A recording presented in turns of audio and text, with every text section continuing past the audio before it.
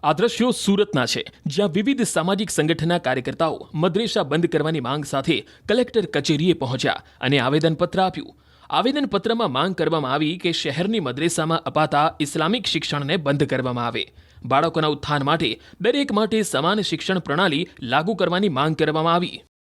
જે અલગ અલગ શિક્ષણ નીતિ અત્યારે ગુજરાતમાં જે ચાલે છે, મદ્રેસા દ્વારા હાલે છે, કોઈ ગુજરાત સરકારની હાલે છે, એ ન હોવી જોઈએ.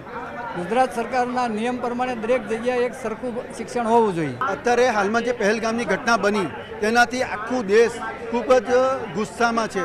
કારણ કે આતંકવાદીઓ ધર્મ પૂછીને કપડાં ઉતારીને એમણે નક્કી કર્યું કે આ હિન્દુ છે કે મુસ્લિમ છે, કયા ધર્મ પાળનારો છે, અને એને મોતને ઘાટ ઉતારવામાં આવ્યા. તો આવું કોણે શીખવાડ્યું? આ શીખવાડનાર એકમાત્ર જો કોઈ સંસ્થા હોય વર્લ્ડમાં તો મદ્રેસા છે. એટલે મદ્રેસામાં જે આતંકવાદને શિક્ષણ આપવામાં આવી રહ્યું છે, એટલે અમારી ઉગ્ર માંગણી છે કે તાત્કાલિક ધોરણે મદ્રેસા બંધ કરવામાં આવે, કે જ્યાં એવું શીખવાડવામાં આવે છે કે ઇસ્લામ જ એક સાચો ધર્મ છે, એ સિવાયના ધર્મ પાળનારા તમામ લોકો કાફીરો છે. તમે એને મોતને ઘાટ ઉતારો તો તમને 72 હુરોમાં તમને જન્નત મળશે.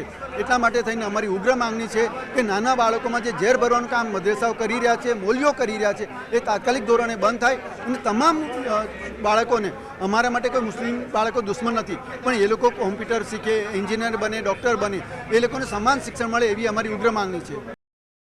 આ દ્રશ્યો સુરતના છે, જ્યાં વિવિધ સામાજિક સંગઠનના કાર્યકર્તાઓ મદ્રેસા બંધ કરવાની માંગ સાથે કલેક્ટર કચેરીએ પહોંચ્યા અને આવેદનપત્ર આપ્યું. આવેદનપત્રમાં માંગ કરવામાં આવી કે શહેરની મદ્રેસામાં અપાતા ઇસ્લામિક શિક્ષણને બંધ કરવામાં આવે. બાળકોના ઉત્થાન માટે દરેક માટે સમાન શિક્ષણ પ્રણાલી લાગુ કરવાની માંગ કરવામાં આવી. જે અલગ અલગ શિક્ષણ નીતિ અત્યારે ગુજરાતમાં જે ચાલે છે, મદ્રેસા દ્વારા હાલે છે, કોઈ ગુજરાત સરકારની હાલે છે, એ ન હોવી જોઈએ.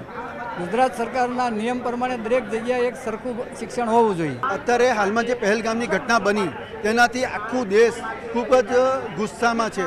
કારણ કે આતંકવાદીઓ ધર્મ પૂછીને કપડાં ઉતારીને એમણે નક્કી કર્યું કે આ હિન્દુ છે કે મુસ્લિમ છે, કયા ધર્મ પાળનારો છે, અને એને મોતને ઘાટ ઉતારવામાં આવ્યા. તો આવું કોણે શીખવાડ્યું?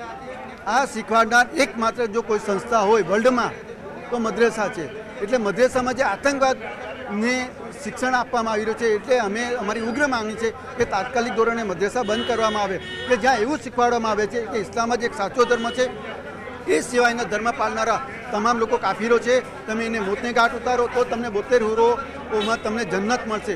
એટલા માટે થઈને અમારી ઉગ્ર માંગણી છે કે નાના બાળકોમાં જે ઝેર ભરવાનું કામ મદ્રેસાઓ કરી રહ્યા છે, મોલીઓ કરી રહ્યા છે, એ તાત્કાલિક ધોરણે બંધ થાય. અને તમામ બાળકોને, અમારા માટે કોઈ મુસ્લિમ બાળકો દુશ્મન નથી, પણ એ લોકો કોમ્પ્યુટર શીખે, એન્જિનિયર બને, ડૉક્ટર બને, એ લોકોને સમાન શિક્ષણ મળે એવી અમારી ઉગ્ર માંગણી છે.